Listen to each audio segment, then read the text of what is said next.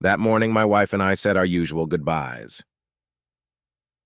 She left her second cup of tea, and she followed me to the front door. She did this every day. She took from my coat a hair which was not there, and she told me to be careful. She always did this. I closed the door, and she went back to her tea. I'm a lawyer, and I work very hard. My friend, Dr. Volney, told me not to work so hard. You'll be ill, he said. A lot of people who work too hard get very tired, and suddenly they forget who they are. They can't remember anything. It's called amnesia. You need a change and a rest. But I do rest, I replied. On Thursday nights, my wife and I play a game of cards, and on Sundays she reads me her weekly letter from her mother. That morning, when I was walking to work, I thought about Dr. Volney's words. I was feeling very well and pleased with life. When I woke up, I was on a train and feeling very uncomfortable after a long sleep. I sat back in my seat and I tried to think. After a long time, I said to myself, I must have a name. I looked in my pockets, no letter, no papers, nothing with my name on, but I found $3,000. I must be someone, I thought. The train was crowded with men who were all very friendly. One of them came and sat next to me. Hi, my name's R.P. Boulder, Boulder & Son from Missouri. You're going to the meeting in New York, of course? What's your name? I had to reply to him, so I said quickly, Edward Pinkhammer from Cornopolis, Kansas.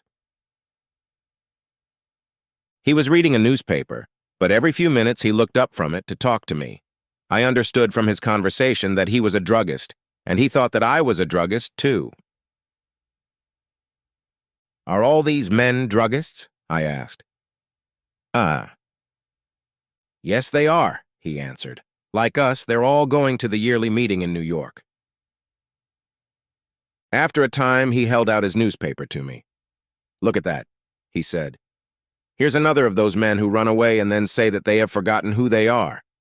A man gets tired of his business and his family, and he wants to have a good time.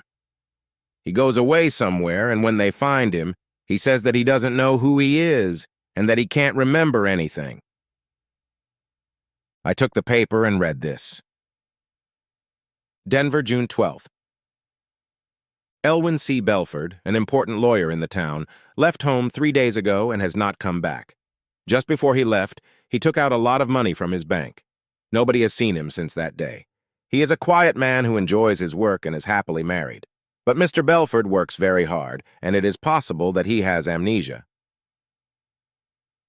But sometimes people do forget who they are, Mr. Boulder, I said. Oh, come on, Mr. Boulder answered. It's not true, you know. These men just want something more exciting in their lives. Another woman, perhaps. Something different. We arrived in New York at about 10 o'clock at night. I took a taxi to a hotel and I wrote the name, Edward Pinkhammer, in the hotel book. Suddenly I felt wild and happy. I was free. A man without a name can do anything. The young man behind the desk at the hotel looked at me a little strangely. I had no suitcase. I'm here for the druggists' meeting, I said. My suitcase is lost. I took out some money and gave it to him. The next day I bought a suitcase and some clothes, and I began to live the life of Edward Pinkhammer. I didn't try to remember who or what I was. The next few days in Manhattan were wonderful. The theaters, the gardens, the music, the restaurants, the nightlife, the beautiful girls, and during this time I learned something very important. If you want to be happy, you must be free. Sometimes I went to quiet, expensive restaurants with soft music. Sometimes I went on the river in boats full of noisy young men and their girlfriends. And then there was Broadway, with its theaters and bright lights. One afternoon, I was going back into my hotel when a fat man came and stood in front of me. Hello, Belford, he cried loudly. What are you doing in New York? Is Mrs. B with you? I'm sorry, but you're making a mistake, sir, I said coldly. My name is Pinkhammer. Please excuse me. The man moved away in surprise, and I walked over to the desk. Behind me, the man said something about a telephone. Give me my bill, I said to the man behind the desk, and bring down my suitcase in half an hour. That afternoon, I moved to a quiet little hotel on Fifth Avenue. One afternoon, in one of my favorite restaurants on Broadway, I was going to my table when somebody pulled my arm. "Mr. Bedford!" a sweet voice cried. I turned quickly and saw a woman who was sitting alone. She was about 30, and she had very beautiful eyes. "How can you walk past me like that?" she said. "Didn't you know me?" I sat down at her table. Her hair was a beautiful red-gold color.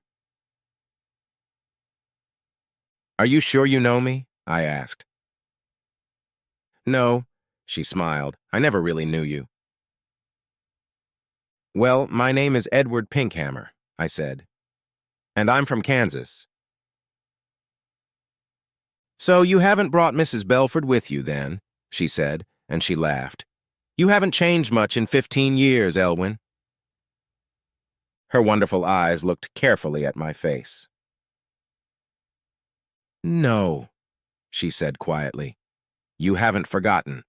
I told you that you could never forget." "I'm sorry," I answered, "but that's the trouble. I have forgotten. I've forgotten everything." She laughed. "Did you know that I married 6 months after you did? It was in all the newspapers." She was silent for a minute. Then she looked up at me again. "Tell me one thing, Elwyn," she said softly. "Since that night 15 years ago, can you touch, smell, or look at white roses and not think of me?"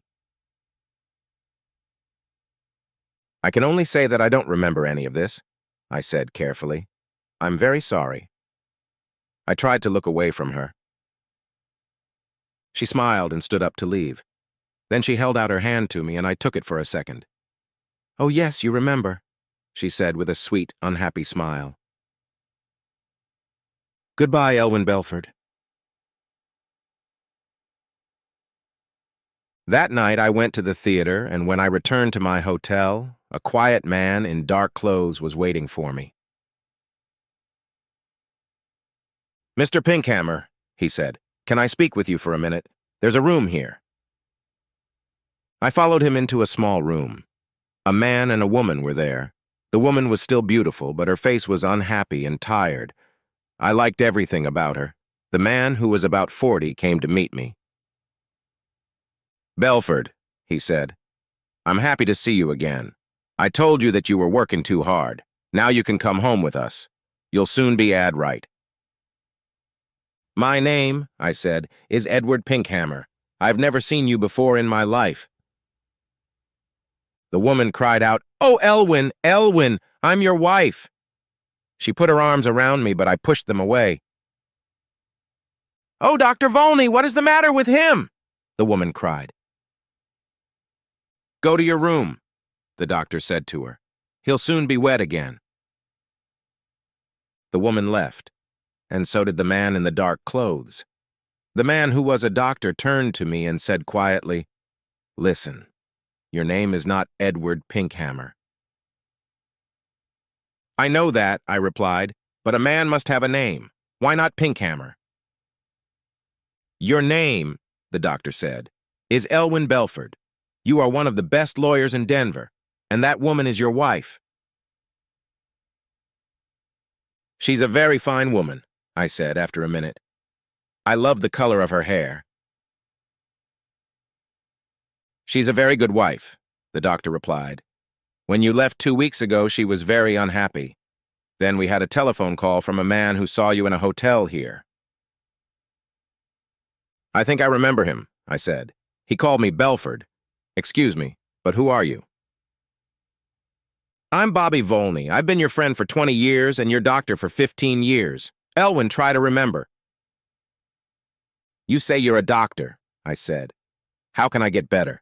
Does amnesia go slowly or suddenly?" "Sometimes slowly, sometimes suddenly." "Will you help me, Dr. Volney?" I asked. "Old friend," he said. "I'll do everything possible." "Very well. And if you're my doctor, you can't tell anybody what I say." "Of course not," Dr. Volney answered. I stood up. There were some white roses on the table. I went over to the table, picked up the roses, and threw them far out of the window. Then I sat down again. "I think it will be best, Bobby," I said, "to get better suddenly. I'm a little tired of it all now. Go and bring my wife Marion in now." "But oh, doctor," I said with a happy smile. "Oh, my good old friend, it was wonderful.